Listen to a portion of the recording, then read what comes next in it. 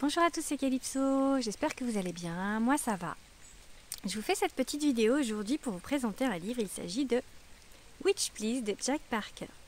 J'aurai qu'une chose à vous dire sur ce livre, c'est lisez ce livre. Voilà, c'est tout pour aujourd'hui, je vous dis à bientôt. Quoi, non? Vous voulez pas? Vous voulez que je vous dise pourquoi il faut lire ce livre? Bon, d'accord. Alors je vais approfondir un petit peu le sujet. Donc, pourquoi je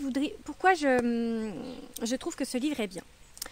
Déjà, je vais vous faire une petite corrélation avec le livre de la Wicca, celui que je cite assez souvent, qui est pour moi une base. Bon, c'est Wiccan, hein. Elle n'est pas Wiccan, hein. C'est vraiment, ça parle de sorcière. Hein. Mais je vous fais cette corrélation parce que dans le livre de Scott Cunningham sur la Wicca, ce que j'apprécie vraiment, c'est le fait qu'il n'y ait pas de règles, en fait, ou très peu de règles, parce que moi je déteste les règles, vraiment, c'est un truc qui m'horripile. Et donc, dans ce livre-là, Jack Parker aussi, elle définit la sorcière, et elle va dire en fait que on fait comme on le ressent. Il n'y a pas de sorcière type, et il n'y a pas de choses à faire type, c'est vraiment comme on le ressent. Elle donne plein d'idées, plein de bases, mais c'est juste des exemples en fait. Donc c'est vraiment ce que j'aime parce qu'il n'y a pas d'obligation. Donc ce livre il est en 4 parties. Alors d'abord il y a l'introduction. Je vous montre. Introduction qui explique qui elle est. Elle explique pourquoi les sorcières reviennent en force. Donc elle dit d'ailleurs dans le livre, j'ai souligné quelques passages, voilà, enfin surligné. La sorcière est une femme puissante, indépendante, à l'écoute du monde et de l'univers, qui se sert de toutes les énergies qui transitent dans ce monde pour s'élever, se protéger, reprendre le pouvoir sur sa vie. Donc je trouve que c'est une très très belle définition de ce qu'est une sorcière, et je trouve que ça me correspond. Il y a des choses franchement dans ce livre que moi j'aurais pu écrire. Je ne veux pas paraître prétentieuse à dire ça parce que déjà parce que j'écris, je suis blogueuse depuis plusieurs années, donc j'ai déjà écrit pas mal d'articles, et je trouve que la manière dont elle écrit en fait ressemble un peu à ce que je pourrais écrire moi, à ma manière d'écrire. Donc c'est pour ça que je dis ça. Donc après dans le livre elle dit qu'est-ce que la sorcellerie? Et ça y est, il pleut. Maintenant, mon livre va être mouillé. J'ai vraiment pas de chance. Hein. Voilà, elle dit que ma philosophie concernant la sorcellerie, c'est faire à sa sauce. Voilà, c'est ce que je vous dis vraiment. Vraiment, voilà, c'est faire comme on veut. C'est des bases, mais elle dit qu'il y a autant de sorcières différentes alors je ne sais plus exactement comment elle dit ça, mais vraiment qu'en fait, autant de sorcières différentes que de manières de pratiquer. Vraiment, c'est vraiment très large. Alors la première partie, donc il est en 4 parties ce livre. Donc la première partie, c'est les bases. La deuxième partie, c'est les correspondances. En fait, elle fait des tables de correspondance pour chaque sort, c'est-à-dire par exemple si on veut avoir de la chance, on va avoir des minéraux, les minéraux qui correspondent à la chance, les animaux qui correspondent à la chance, l'encens qui correspond à la chance, la bougie, vraiment c'est classé. Je vous montre tout de suite les correspondances, je reviendrai après sur voilà, par exemple hop, voilà, arbres et écorce, donc vous avez tous les arbres et selon les arbres à quoi ils correspondent. Je vais pas y arriver aujourd'hui. Donc la première partie, donc j'avais dit que c'était les bases. La deuxième partie, alors j'ai mis des papiers pour retrouver, mais comme j'ai plein de papiers, du coup je m'y retrouve pas mieux finalement. La deuxième partie, j'y arrive parce que ouais, elle parle des fêtes. Voilà, la deuxième partie, c'est les correspondances. La troisième partie, il s'agit de la pratique. Donc là, elle indique comment il faut faire, la fumigation, les sels en magie, créer sa propre huile rituelle.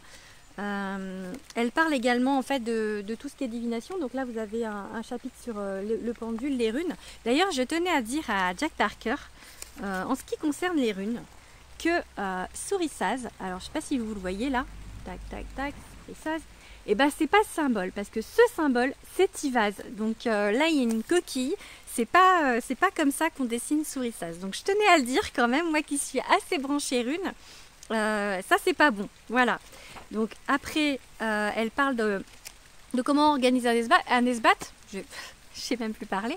Voilà, elle dit qu'en fait un esbat ça peut être une soirée entre filles où on parle de sorcellerie, on parle de sa manière de faire. Enfin, ça peut être très moderne, quoi. C'est pas forcément de faire un cercle, de se mettre toute nue sous la lune. Enfin, c'est vraiment une manière moderne, je trouve, de pratiquer et de dire ce que c'est la sorcellerie.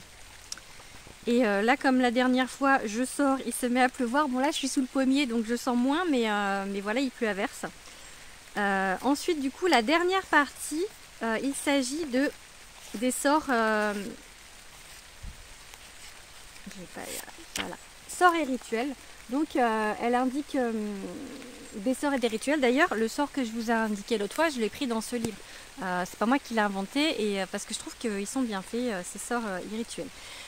J'ai oublié de dire, voilà, ce qu'elle dit aussi dans ce livre, c'est voilà, elle désacralise la sorcellerie. Elle dit qu'il n'y a pas besoin comme Scott Cunningham, elle dit qu'il n'y a pas besoin d'initiation. Et moi, je trouve que c'est vrai, parce que je vois pas pourquoi un autre humain aurait le pouvoir de vous dire si vous avez le droit ou pas d'être une sorcière. Enfin, moi, je crois qu'il n'y a personne qui a le droit de vous dire ça. Et sorcière, qui veut. C'est pas réservé à une élite. C'est vrai que il y en a encore qui voudraient que ce soit quelque chose qui soit vraiment restreint et réservé. Et là, en fait, elle désacralise parce que elle dit que c'est ouvert à tout le monde.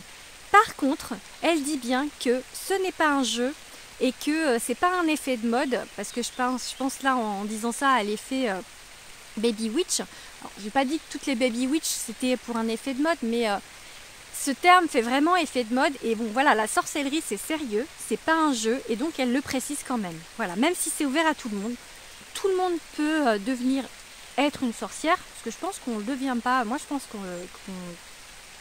qu'on est comme ça, enfin c'est un ressenti, c'est pas quelque chose, tu te dis pas un jour je veux être une sorcière. Enfin j'ai pas ce sentiment là. Mais voilà, c'est quand même ouvert à tout le monde. Voilà, je pense que c'est tout pour aujourd'hui. Je vais rentrer parce que je sais pas si vous voyez, bon ça c'est mes notes, mais le livre il est trempé. Je suis trempée même sous le pommier, donc j'ai vraiment pas de bol. Bon, en même temps j'habite en Bretagne et en Bretagne il pleut. Ça, à chaque fois que je dis c'est une légende urbaine, mais en ce moment pas vraiment. Donc voilà. Donc je vais rentrer parce que je suis toute mouillée. Voilà, c'est tout pour aujourd'hui. J'espère que cette vidéo vous a plu.